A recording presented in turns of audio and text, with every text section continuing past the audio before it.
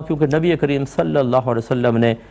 فرمایا جو اپنے آپ کو غیر باپ کی طرف منسوب کرے وہ اپنا ٹھکانہ جہنم میں بنا لے، یعنی وہ جہنم میں جائے گا۔ یہ حدیثوں کے مفاہیم ہیں، اسی لیے اپنے آپ کو غیر باپ کی طرف منسوب کرنا شرعاً جائز نہیں ہے۔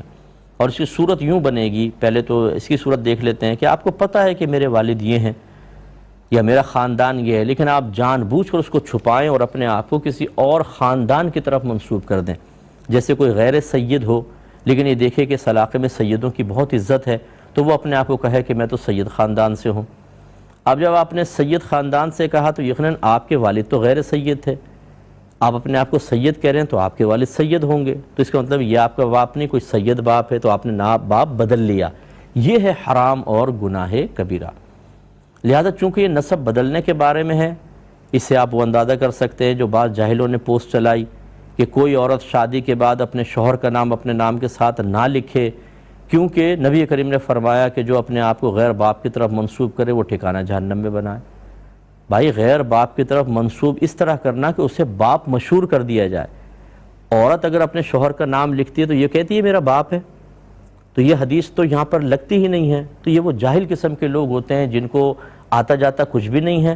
لیکن وہ ایسے نکتے شیطان ذہن میں ڈالتا ہے تو کہتے ہیں یار یہ نکتہ بیان کرو، سارے حیران رہ جائیں گے، یعنی پڑھیں گے نہیں، عالم نہیں بنیں گے، مفتی نہیں بنیں گے، کسی عالم سے تصحیح نہیں کریں گے، لیکن اس ذریعے سے عزت اور شہرت حاصل کرنا، اپنی پوسٹ کو زیادہ تر لوگوں تک بھیجنا اور مطلب یہ کوشش کرنا کہ مجھے ارننگ ہو جائے ذرا، چاہے جھوٹ بول کر ہی ہو، غلط بول کر ہی ہو، دین پر افتراء کر کے ہو، دین کی طرف جھوٹ منسوب کر کے ہو، بس مجھے فلاں جگہ سے ارننگ ہو جائے، پیسہ مل جائے، وہ اس طرح کے چٹکلے چھوڑ کر اپنے لیے جہنم میں جگہ تیار کرتے ہیں۔ اللہ کی بارگاہ میں توبہ کریں، جب تک آپ کو کنفرم نہ پتہ چلے، کسی عالم دین سے آپ تشریح حاصل نہ کر لیں، از خود حدیث پڑھ کے کوئی نتیجہ مرتب نہ کریں۔ ذرا ایک صاحب کو میں جانتا ہوں وہ سید نہیں ہے لیکن اپنے نام کے ساتھ سید لکھ دیتے ہیں۔ اب جب کسی نے پوچھا کہ بھئی یہ تم سید لکھ رہے ہو تو کہتے ہیں یہ سید سے مراد وہ والے سید نہیں ہے بلکہ سید بمانے سردار، کیونکہ سید مانے سردار ہوتا ہے، عربک میں سید سردار کو کہتے ہیں، تو میں اپنے نام کے ساتھ یہ گویا کہ سردار۔ بھائی کس کو پاگل بنا رہے ہیں آپ؟ جب آپ سید لکھیں گے اپنے ساتھ تو ہر ایک کا انتقال ذہنی یہ جائے گا کہ یہ آل رسول میں سے ہے، نبی کریم کی نسل میں سے ہے، یعنی ایک ٹکٹ میں دو مزے، تو یہ مطلب یہ بھی غلط ہے۔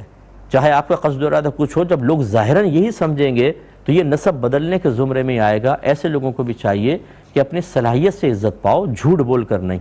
جیسے بعض لوگوں نے علماء کو برا کہنا اور فلاں پہ تنقید اور فلاں پہ تنقیص، اس کے ذریعے اپنی مشہوری کی بنیاد رکھی ہے، ہر ایک کے اوپر تنقید، ہر ایک کے اوپر تنقید، اسی سے ان کو عزت ملی ہوئی ہے یا وہ عزت بناتے ہیں اپنی، باقی ان کے پاس اپنا ٹیلنٹ کچھ بھی نہیں ہوتا کہ جس کے بنیاد پر وہ لوگوں میں معروف ہو سکیں اور دین کی صحیح خدمت کر سکیں۔ یہ منفی چیزیں ہوتی ہیں، اس سے ہمیں بچنا چاہیے۔